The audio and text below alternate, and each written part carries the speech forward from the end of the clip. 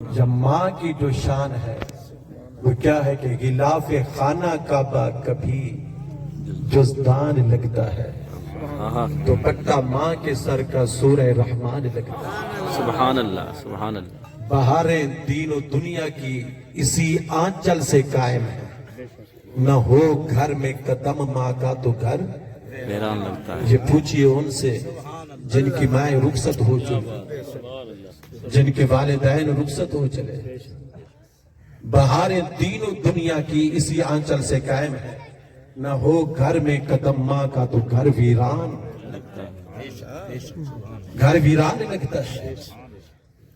دیکھیے تاجدار کائنات امام الانبیاء صلی اللہ علیہ وسلم کے اپنے دل کی حسرت اور آرزو اور بہت بڑی خواہش، یعنی وہ میں مقام عرض کر رہا ہوں کہ الحاوی للفتاوی کے اندر امام جلال الدین سیوطی رحمت اللہ تعالی علیہ لکھتے ہیں کہ خود تاجدار کائنات کے دل کے اندر ایک حسرت رہی ہے، ایک آرزو، ایک خواہش رہی ہے، اور وہ تڑپاتی رہی، بے چین کرتی رہی۔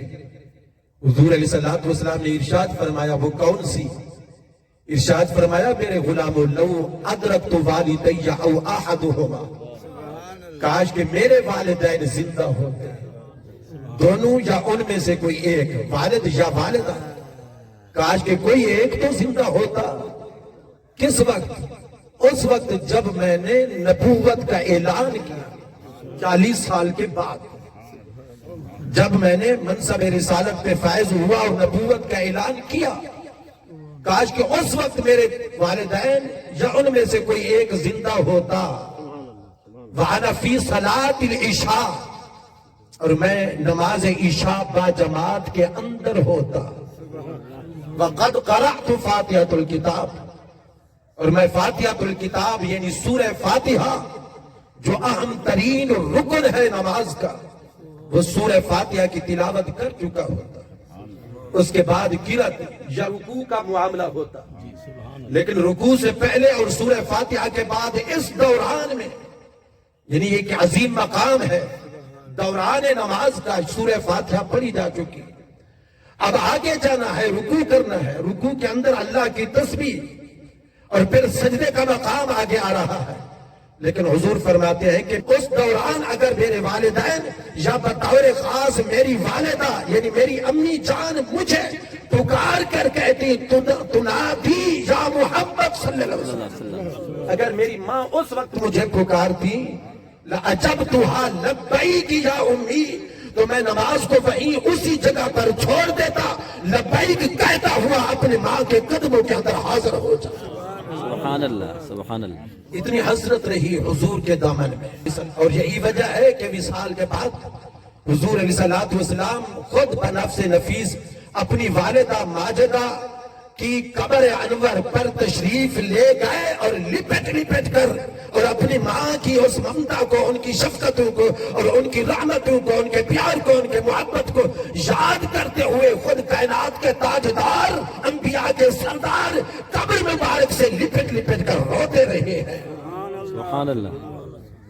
اور ظاہر ہے کہ اس کی وجہ پھر یہ بھی ہے کہ تاجدار کائنات امام الانبیاء صلی اللہ علیہ وسلم کا وہ اپنا دور مبارک، امام فخر الدین رازی رحمت اللہ تعالی علیہ نے وہ واقعہ لکھا، اگرچہ کچھ حضرات نے ضعیف کہا، مگر چونکہ ضعیف بھی ہو لیکن اس کا تعلق چونکہ فضائل اعمال سے ہے، فضائل سے ہے، تو لہٰذا یہ معتبر مانی جائے گی اور اس کی تصحیح کی جائے گی، اس پہ عمل کرنے کی کوشش کی جائے گی کہ وہ شخص جو ہے بھی حضور کا غلام اور صحابی، لیکن جب ان کی روح قفس عنصری سے پرواز کرنے لگی، روح اٹک گئی جسم کے اندر، حلق کے اندر، بدن کانپ رہا ہے، وجود لرز رہا ہے، کیفیت نزع کی طاری ہے، اور نزع کی کیفیت کو بھی سمجھنے کی کوشش کیا کرو کہ اس میں زندگی بھر کا خلاصہ موجود ہوتا ہے۔ سکرات کا عالم ہے، نزع کی گھڑی ہے، روح اٹک چکی ہے حلق کے اندر، بدن کانپ رہا ہے، فَالْتَفَتِ السَّاقُ بِالسَّاقِ إِلَىٰ رَبِّكَ يَوْمَئِذٍ الْمَسَاقُ، حضور علیہ الصلوۃ والسلام نے، میں مختصر عرض کر رہا ہوں، پوچھا کہ اما کان یصلی اما کان یصوم اما کان یزکی، جب اس کا یہ حال ہے کہ روح اٹک چکی ہے، اس کے حال کے اندر بدن کانپ رہا ہے اور زبان پر کلمہ رسالت بھی جاری نہیں ہو رہا، روح قفز عنصر سے پرواز نہیں کر رہی، کلمہ جاری نہیں ہو رہا، ذرا پتہ تو کرو میرے غلام، اما کان یصلی، کیا یہ نمازیں نہیں پڑھا کرتا تھا؟ اما کان یزکی، کیا یہ زکوٰۃ ادا نہیں کرتا تھا؟ اما کان یصوم، کیا یہ روزے ماہ رمضان کے فرض کیا نہیں رکھا کرتا تھا؟ عرض کیا گیا یا رسول اللہ، یہ ہمارے ساتھ نمازیں پڑھتا رہا ہے، ہم اس کے گواہ ہیں، روزے رکھتا رہا ہے، ہم اس کے گواہ ہیں، زکوٰۃ ادا کرتا رہا ہے، ہم اس کے گواہ ہیں۔ تو پھر اگلا جملہ آقا علیہ الصلوۃ والسلام نے ارشاد فرمایا، اچھا یہ نماز بھی پڑھتا رہا، روزے بھی رکھتا رہا اور زکوٰۃ بھی ادا کرتا رہا، لیکن اس کے باوجود آخر سبب کیا ہے کہ کلمہ اس کی زبان پر جاری نہیں ہو رہا، روح اس کے بدن سے نکل نہیں رہی، اور نزع کی یہ جھڑی ہے یہ ختم نہیں ہو رہی۔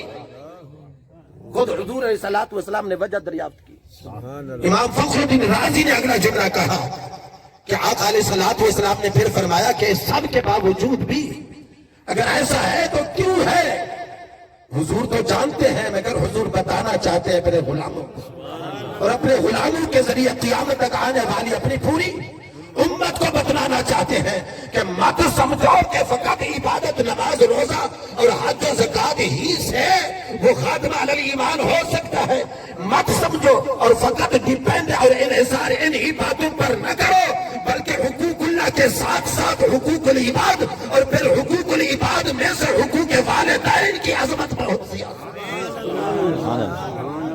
تو حضور تو یہ فرمانا چاہتے ہیں، فرمایا پوچھو ذرا پتہ کرو، حل عقل والدین، یہ اپنے والدین کا کہیں نافرمان تو نہ تھا؟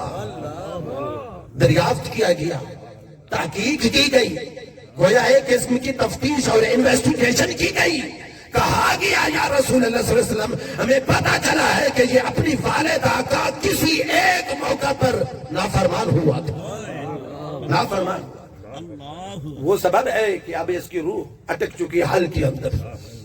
حضور علیہ الصلوۃ والسلام نے اسی ارشاد فرمایا کہ بلاؤ اس کی والدہ کو، بلایا گیا، وہ حاضر ہوئی بارگاہ مصطفیٰ میں۔ حضور علیہ الصلوۃ والسلام نے پوچھا کہ اے بوڑھی عورت، بوڑھی خاتون، یہ تیرے بیٹے کا یہ حال ہے، جب تک معاف نہیں کرے گی ایسا ہی حال اس کا رہے گا، روح اس کی پرواز نہیں کر سکے گی، کیا تم معاف نہیں کر سکتی؟ اللہ فوتی علیہ عنہ، کیا اسے معاف نہیں کر سکتی؟ اس نے کہا لا عفو، میں نے نام کو معاف کیا ہے اور نہ ہی میں معاف کرتی ہوں، اس لیے کہ اس نے میری گستاخی یا بے ادبی یا توہین کی تھی اور نافرمانی کی تھی، ایک میں اسے نہیں بلا سکتی، معاف نہیں کر سکتی۔ اب حضور علیہ الصلوۃ والسلام نے ارشاد فرمایا تو پھر اگر ایسا ہے تو لکڑیاں جمع کرو، جمع کر دی گئی۔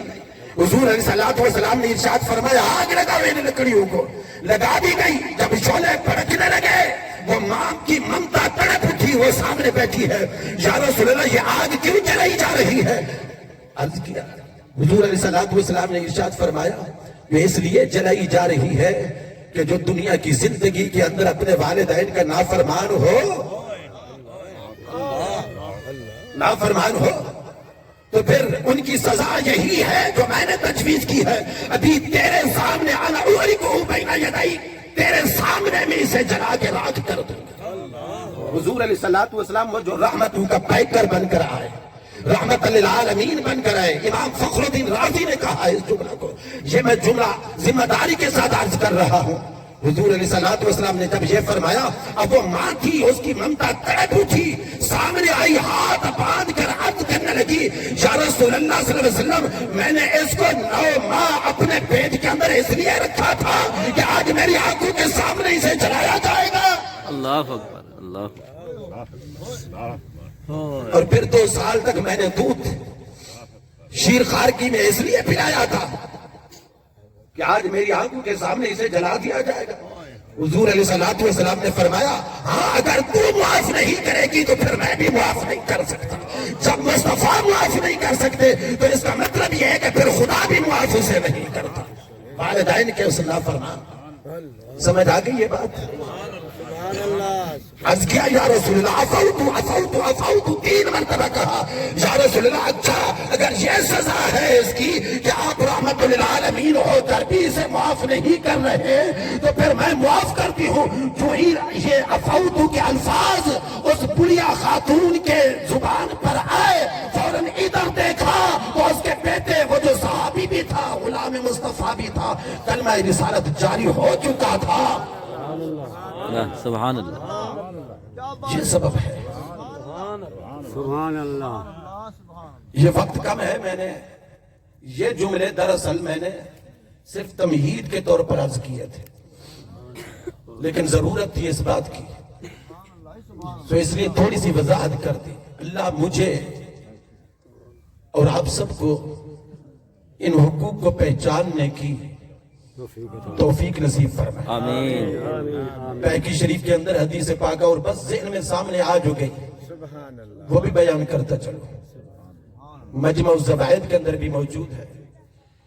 شعب الایمان کے اندر امام بہقی نے روایت کیا اگرچہ بخاری اور مسلم میں بھی اسی مضمون کی متفق علیہ حدیث بھی ہے لیکن میں وہ بہقی شریف والی شعب الایمان والی میں وہ عرض کر رہا ہوں. حضرت انس بن مالک سے کہ حضور علیہ الصلوۃ والسلام کی بارگاہ میں ایک شخص حاضر ہوا.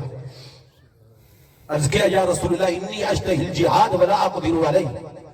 مجھے جہاد کا بڑا شوق ہے. اور اس وقت وہ عرض کر رہے ہیں جب جہاد کی ضرورت بھی ہے اور جہاد کی ضرورت تو اب بھی ہے. سبحان اللہ. اور اس وقت تو کفار اور مشرکین دشمنان دین ہر طرف سے فکری نظریاتی اور عملی ہر اعتبار سے اسلام کو مٹانے کی وہ کوشش کر رہے ہیں. غزوات ہو رہے ہیں, جنگیں ہو رہی ہیں. کبھی بدر کا میدان وفا ہوتا ہے, کبھی احد کا, کبھی احزاب کا, کبھی خیبر کا, کبھی حنین کا. تو ضرورت ہے مجاہدین کی زیادہ سے زیادہ اسلام کو مسلمانوں کو اپنی نفری بڑھانے کی ضرورت ہے.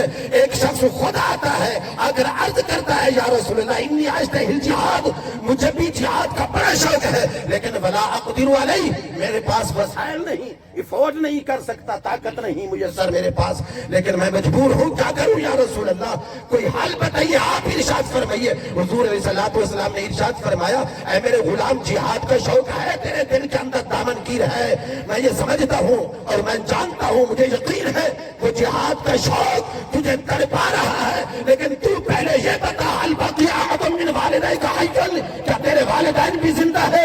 عرض کیا یا رسول اللہ میرے والد فوت ہو چکے, میری والدہ ابھی تک زندہ ہے. حضور علیہ الصلوۃ والسلام نے ارشاد فرمایا تو سمجھے یا نہ سمجھے لیکن میں جانتا ہوں کہ اس وقت جہاد سے بھی زیادہ تیری ماں کو تیری خدمت کی ضرورت ہے.